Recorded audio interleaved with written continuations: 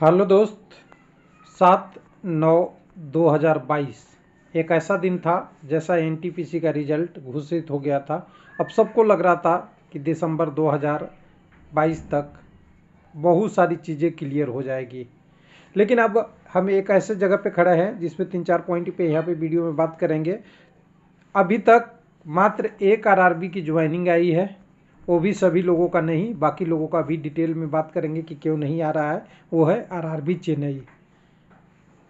4 से 5 आरआरबी का पैनल आने के कगार पे है। ऐसे तो सभी को आ सकता था लेकिन आया नहीं है, डिले हो रहा है। 4 आरआरबी में चेन्नई की बात करेंगे, आप सिलीगुड़ी की बात करें, भुवनेश्वर की बात करेंगे और गुवाहाटी की बात करेंगे। इतना ही बस पैनल आया है। एक रांची में मेडिकल स्टेटस आ गया है, यानी मेडिकल अपील के लिए रांची और आपके चेन्नई की बात करेंगे। 2 आरआरबी और एक गुवाहाटी, 3 आरआरबी का करीब करीब ये प्रोसेस हो गया है मेडिकल अपील के लिए। 7 आरआरबी का टाइपिंग टेस्ट लेवल 5 और 2 का आया है, बाकी आरआरबी का भी इंतज़ार है। और साथ में कहें तो आगे की बढ़ने की प्रोसेस में स्लोनेस पूरी तरह से देख रही है। लेकिन उसके साथ साथ इस वीडियो में एक चीज़ और क्लियर करेंगे कि कुछ लोगों का कहना है कि मेरा डॉक्यूमेंट वेरिफिकेशन जब हुआ था तब मेरा ओबीसी ले लिया, कोई कहते हैं कि मेरा मार्कशीट ले लिया, मेरा ओरिजिनल ले लिया, या मेरा एससी एसटी सर्टिफिकेट ले लिए, या और कोई भी डॉक्यूमेंट ले लेंगे तो मेरा क्या दोबारा बनाना होगा। वीडियो का यही दूसरा मेन पार्ट है बनाने का, बाकी स्टेटस आपको सबको पता है।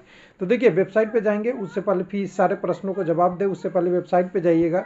तो वेबसाइट पे तो टाइपिंग टेस्ट का अभी कौन कौन से आरआरबी है, जम्मू, चंडीगढ़, रांची, तिरुवनंतपुरम, चेन्नई, भुवनेश्वर, सिलीगुड़ी है।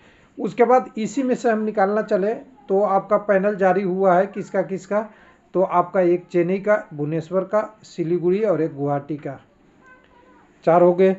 ज्वाइनिंग केवल चेन्नई का आया है, लेकिन अभी कंडीशन है कि मेडिकल स्टेटस के लिए रांची भी आ गया है और आपका चेन्नई भी आ गया है, भुवनेश्वर भी आ गया है। ऐसा ऐसा अभी 3 आरआरबी का है। लेकिन अब यहाँ पे डिले क्यों हो रहा है भाई? टाइपिंग टेस्ट का रिजल्ट इन्होंने डिक्लेयर करना था तो सबको कर देना था। और बाकी देखिए पैनल से ज़्यादा पैनल आया है, 4 आरआरबी का और 7 आरआरबी का डिक्लेयर हो गया है टाइपिंग टेस्ट रिजल्ट। तो टाइपिंग टेस्ट रिजल्ट अभी तक आपने सुना होगा कि 21 आरआरबी का एक ही साथ आती है, इस बार स्लो किया जा रहा है। तो इसके पीछे एक कारण दिख रहा है, जिसका रिजल्ट फाइनल स्टेज पे है लेवल 6 का, उनका टाइपिंग टेस्ट पहले दे रहा है। तो अब उम्मीद कर सकते हैं आपका जो पैनल आने वाला है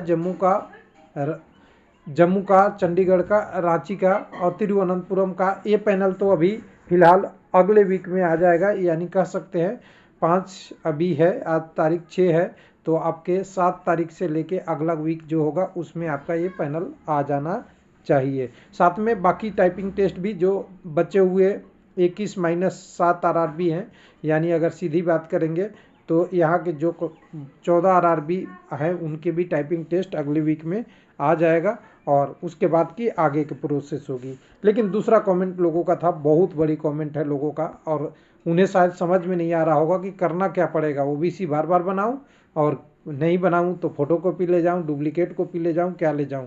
तो देखिए सबसे पहले चीज़ ये समझिएगा, आपकी जब ज्वाइनिंग आती है वो आती है आरआरबी से नहीं। कहाँ से आती है? आपकी डिवीज़न से आती है, और डिवीज़न के भी कोई एरिया से आती है जहाँ पे आपकी पोस्टिंग होनी है, लगभग लगभग वहाँ का हेड क्वार्टर से। ठीक है, उस डिवीज़न का हेड क्वार्टर होता है, उधर से आपको ज्वाइनिंग की प्रोसेस के शुरू होती है। जनरली आरआरसी में भी रिपोर्ट करने के लिए बोला जाता है। आरआरसी यहाँ पिक्चर पे तभी आती है जब ज्वाइनिंग की बात आती है, यानी किसी भी जोन का हेड क्वार्टर भी कह सकते हैं। यानी डिवीज़न से प्रोसेस होकर हेड क्वार्टर से आपको रिपोर्टिंग करने का जनरली ये प्रोसेस है। लेकिन कुछ लोगों का सवाल है कि आरआरबी में हमने डॉक्यूमेंट जमा करा दिया तो ये आरआरसी में फिर से जमा कराना पड़ेगा क्या? तो देखिए सबसे पहले जब आपकी ज्वाइनिंग आएगी, ध्यान दीजिएगा, जब ज्वाइनिंग आएगी तो ज्वाइनिंग आने से पहले जो आपकी आरआरबी में क्या हुआ है, डॉक्यूमेंट वेरिफिकेशन हुआ है, वो फाइल जो आपकी फाइल बनी है जिसमें सारा पेपर लगा हुआ है, आपने जो डाटा है, आपका स्कोर कार्ड है, आपकी फी का स्टेटस है, वगैरह वगैरह जो फाइल बनी है, वो फाइल आपकी आरआरसी पहुंचेगी तभी आपकी ज्वाइनिंग होगी। तो ध्यान दीजिएगा, जब आरआरसी आपको डॉक्यूमेंट वेरिफिकेशन के लिए नहीं बुलाएगा, जब ज्वाइनिंग की बुलाएगा, उस समय आपका जो पेपर आरआरबी ने ले लिया है वो उस फाइल में रहेगा और उस फाइल की दोबारा आपसे मांग नहीं किया जाएगा उस डॉक्यूमेंट का जिस डॉक्यूमेंट को आपने सबमिट कर लिया है। लेकिन आरआरबी क्या करता है, कई सारे डॉक्यूमेंट में रिमार्क लिख के भेजता है जो आपने नहीं दिया है या कोई इशू है। अगर उसमें इशू रहा तब आपसे मांगा जाएगा, अदरवाइज आपसे कोई डॉक्यूमेंट नहीं मांगा जाएगा। जब आपकी डॉक्यूमेंट वेरिफिकेशन 100% क्लियर हो तो आप घबराइए नहीं, ऐसा ही होगा। बाकी जो लोग लेवल 5 और 2 के लिए टाइपिंग टेस्ट और रिजल्ट का इंतज़ार कर रहे हैं तो टाइपिंग टेस्ट नेक्स्ट वीक में आपका दिख जाएगा सभी आरआरबी का। लेकिन ये सही नहीं है कि 10 से 15 दिन लग जाए टाइपिंग टेस्ट में, तो और डिले होगा लोगों का और थोड़ा थोड़ा नहीं करना। अब तीसरा पॉइंट था, कुछ लोगों का कमेंट में आया है, उसको भी यहाँ पूरा कर लिया जाए। कुछ लोगों का कमेंट है कि आरआरबी चेन्नई में मेरा ज्वाइनिंग नहीं आया, बाकी लोगों का आया। तो मैंने जैसे अभी वीडियो में पहले बात किया है कि आरआरबी क्या करता है, फाइल आपकी डॉक्यूमेंट वेरिफिकेशन होने के बाद जो सक्सेसफुल कैंडिडेट है और छोटे मोटे रिमार्क जिनका बचा हुआ है उसकी फाइल आरआरसी या डिवीजन को भेज देती है। उस डिवीजन से आपकी आगे की प्रोसेस होती है।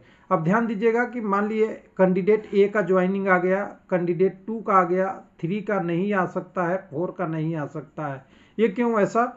ये ज़रूरत उस डिवीज़न में, उस एरिया में कहाँ की ज्वाइनिंग रिक्वायरमेंट है उस पर भी डिपेंड करती है। और कई केसों में ये दोनों का डिफरेंस 3 मंथ से 1 साल के बीच हो जाता है। यानी पहले कैंडिडेट की ज्वाइनिंग मान लीजिए कि दिसंबर 2022 में हो गई, दूसरे कैंडिडेट की हो सकता है जनवरी 2023 में हो गया और चौथे कैंडिडेट का हो सकता है मार्च तक भी वेट करना पड़े ज्वाइनिंग का।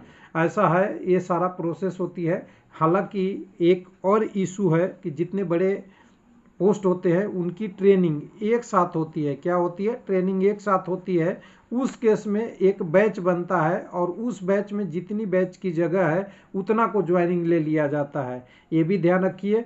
तो सारी चीज़ें ये डिपेंड करती है रेलवे की रिक्वायरमेंट पे। यानी चेन्नई में जितने पैनल आए हैं तो ऐसा नहीं सोचिए कि सभी का एक साथ ज्वाइनिंग हो जाएगा, ऐसा पॉसिबल नहीं है। मैक्सिमम कितने लोगों का हो सकता है, जितना एक बैच का ज्वाइनिंग में ट्रेनिंग की प्रोसेस हो उतना को लिया जा सकता है, या हो सकता है 2 बैच भी बन जाए तो दोनों बैच का लिया जा सकता है। लेकिन यहाँ पे आपको हमेशा ध्यान रखना चाहिए कि रेलवे की ज्वाइनिंग सभी का एक साथ कभी नहीं होता, किसी का आगे किसी का पीछे होता है। तो इसलिए आप ये नहीं समझिए कि आपकी ज्वाइनिंग नहीं आई है तो आपका प्रोसेस नहीं होगा, या आपके डॉक्यूमेंट में इशू है, या आपकी कोई कमी रह गई है जिसके कारण से नहीं ज्वाइनिंग आ रही है। ये रेलवे का प्रोसेस है। रेलवे के प्रोसेस में जितनी ज़रूरत, यानी जितने प्लस कैंडिडेट चाहिए, जितनी प्लस ट्रेनिंग का जगह है, दोनों को मिला के कैंडिडेट को कॉल किया जाता है ज्वाइनिंग के लिए। और ये कॉल आपको धीरे धीरे भी होगा, ऐसा नहीं है कि एकदम सडनली एक ही साथ सबका हो जाएगा। तो वेट कीजिए। जिनका कई लोगों का कह रहा है कि मेरा ईमेल आईडी गड़बड़ हो गया है, कोई लोग कहते हैं कि मेरा ये हो गया है, कुछ लोग कहते हैं कि मेरा यूआर में रैंकिंग नहीं थी इसलिए कॉल नहीं हुआ। तो ये भी कई बार होता है। देखा गया है कि ऊपर के टॉप कैंडिडेट जो सीरियल नंबर 1 से लेके 20 तक है उनको उठा लिया, तो 1 से 20 तक उठाएगा तो सिंपल सी बात है कि वो यूआर वैकेंसी के अगेंस्ट ही जाएगा। हालांकि 1 से 20 में जितने ओबीसी वगैरह वाले या एससी एसटी कैंडिडेट और ईडब्ल्यूएस होंगे वो भी चले जाएंगे, लेकिन एक वैकेंसी तो नाम काउंट होगा यूआर का ही। तो ये भी होता है कि अगर 20 लोग की फर्स्ट बैच में ट्रेनिंग होनी है और 20 ऊपर से उठा लिया तो कोई एससी एसटी नहीं भी आए, आ भी सकते हैं। जब आएंगे जब वो यूआर में क्वालिफाई करेंगे, अदरवाइज नहीं आता है। तो ये डिफरेंस पैदा हो जाता है रेलवे में। और ऐसे ही कई सारे आरआरबी में देखे हैं कि एक ईयर का अंतर हो गया है कि यूआर वाला कैंडिडेट 1 साल ज्वाइनिंग में है और ओबीसी वाले का थोड़ा सा अभी टाइम लगता है, क्योंकि वो नीचे से अगर ऊपर से बैच उठाते हैं तो ऊपर से उठाते हैं, क्योंकि बीच में कट करके तो अब वैकेंसी में सिलेक्शन तो ले सकते हैं लेकिन ट्रेनिंग तो एज ए रेलवे एम्प्लॉय लेना है। थैंक यू, धन्यवाद।